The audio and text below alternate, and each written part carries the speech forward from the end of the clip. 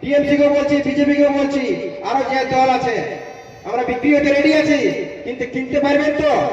কিন্তু সেটার দরটা কি চাইবে? দরটা মূল আমাদের অস্ত্র। কেন নেগাচারি হারালে আমরা সব হারাবো। আমাদের সংস্কৃতি, আমাদের কালচার, এটা যদি না থাকে তো আমরা শেষ হয়ে যাব। আমরা বুঝতে পারবো না, আমরা লোককে বলতে পারবো না যে আমরা এই দেশের ভূমিপুত্র, আমরা এখানে আদিবাসীরা, যে আমাদের লড়াই, ওই লড়াইটা আমাদের শেষ হয়ে যাবে। আমরা আমাদের সংগঠন ডাক দিয়েছে যে 8, 9, 10 মার্চ হুলহুলিটারে 20 লক্ষ লোকের জনসভা। তো আমরা বারে রেল টেকা, ডজ চেকা করে আসছি, এবারে জনসভা ডাক দেওয়া হয়েছে। কেন বারবার আমাদেরকে ডাক দিতে হচ্ছে? কারণটা একটু আমি গল্পের মাধ্যমে বলছি। একটা রাজা ছিল, তো রাজার রাজত্বে একদিন কি হলো, রাইতে কিছু বাঘে আওয়াজ করতেছিল। তখন রাজাই তার সেনাপতি তাদেরকে ডাকে নিয়ে বলছে, জিজ্ঞাসা করছে যে এরা কি ব্যাপার, যে এরা কেন চিল্লাছে, কেন এত আওয়াজ করছে, কারণটা কি?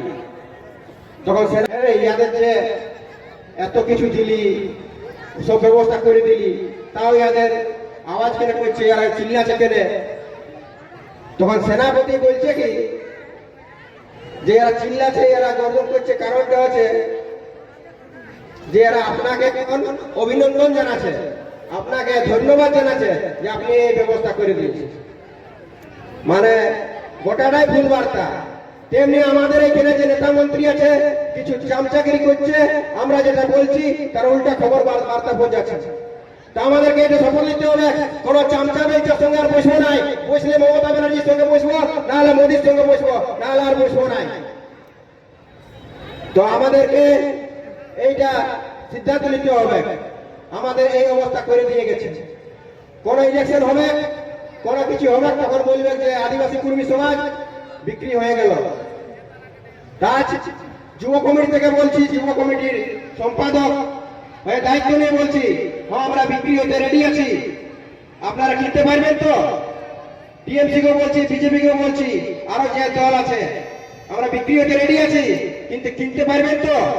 কিন্তু সেটার দরটা কি চাইবে? দরটা চাইবে আমাদের এসটি তালিকা অন্তর্ভুক্ত করা। আমাদেরকে এসটি তালিকা অন্তর্ভুক্ত করে দিন, আপনাদেরকে কিছু দিতে হবে না, আমরা সব কিছু ব্যবস্থা করে দিব, কিন্তু আমাদেরকে এসটি তালিকা অন্তর্ভুক্ত করতে হবে।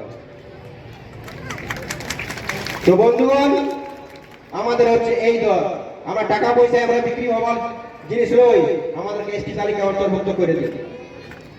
আমাদের কিছুদিন আগে যখন মূলকুটি মূলমান্তা একটা বক্তব্য ভাইরাল হয়েছিল, তখন বলেছিল অনেক নেতা মন্ত্রী, তখন ডেপুটেশন থানায় কমপ্লেন করেছিল যে এমনি আপত্তিজনক কথা বলা হয়েছে।